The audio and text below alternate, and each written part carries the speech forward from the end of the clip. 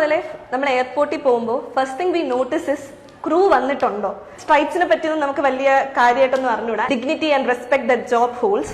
Hi, my name is Siya Benjamin. ഞാൻ വരുന്നത് ട്രിവാൻഡ്രത്തു നിന്നാണ്. കൊച്ചിലെ മുതലേ നമ്മൾ എയർപോർട്ടിൽ പോകുമ്പോൾ first thing we notice is crew വന്നിട്ടുണ്ടോ.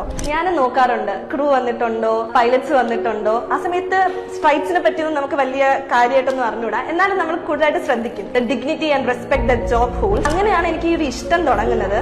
That's when I talk to myself, I want to be a part of it. I want to be a part of them. അങ്ങനെയാണ് എനിക്ക് ഈ ഒരു കരിയർ മതി എന്ന് ഞാൻ ചൂസ് ചെയ്യുന്നത്. 12th കഴിഞ്ഞ് എങ്ങനെ ഇതിലോട്ട് എത്തണം എന്നൊരു ഭയങ്കര കൺഫ്യൂസ്ഡ് സ്റ്റേറ്റിലാണ് ഞാൻ നിന്നത്.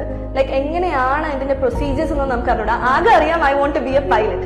അങ്ങനെ ഇരിക്കുമ്പോഴാണ് I got to know about Flyers Way. ഇവിടുത്തെ പ്രത്യേകത എന്ന് പറഞ്ഞാൽ അവര് നമ്മുടെ എല്ലാ ഡൗട്ട്സും നമ്മളെ ഇരുത്തി ക്ലിയർ ചെയ്ത് നമുക്ക് ഓക്കെ ആണോ എന്ന് നമുക്ക് ഓക്കെ ആണെന്ന് ഉറപ്പ് വരുത്തിയിട്ടേ അവർ നമ്മളെ പറഞ്ഞേക്കത്തുള്ളൂ. നമുക്ക് ഡൗട്ട്സ് ഒക്കെ ചോദിക്കാൻ നമുക്ക് ഒരു മടിയും തോന്നുന്നില്ല. സാറുമാരൊക്കെ അത്ര ഫ്രണ്ട്ലി ആയിട്ടാണ് നമ്മുടെ സംസാരിക്കുന്നത്. ആൻഡ് ഇവിടെ വന്നതിന് ശേഷം ഇവിടുത്തെ ക്ലാസ്സസ് ആയാലും നമുക്ക് പഠിക്കുന്ന പോലെ തോന്നത്തില്ല. ലൈക്ക് നമ്മളെ ഇവിടെ ഇരുത്തിയ ഒരു ഇന്ററാക്റ്റീവ് സെഷൻ ആണ്. ആയാലും ടീച്ചേഴ്സ് ആയാലും ശരി നമ്മളുമായിട്ട് ഭയങ്കര ഫ്രണ്ട്ലി ആണ്. അതുകൊണ്ട് നമ്മൾ ഈ ക്ലാസ് ഇരുന്ന് പഠിക്കുക എന്നുള്ളൊരു ഫീൽ ഒരിക്കലും നമുക്ക് വരത്തില്ല. അതുകൊണ്ട് തന്നെയാണ് എനിക്ക് മെട്രോളജി വളരെ എളുപ്പമായിട്ട് എക്സാം ക്ലിയർ ചെയ്യാൻ വേണ്ടി പറ്റി. I got 96 on metrology. And ഇതിന്റെ എല്ലാത്തിന്റെയും പിറകില് ഇവരുടെ ഹെൽപ്പും ഇവരുടെ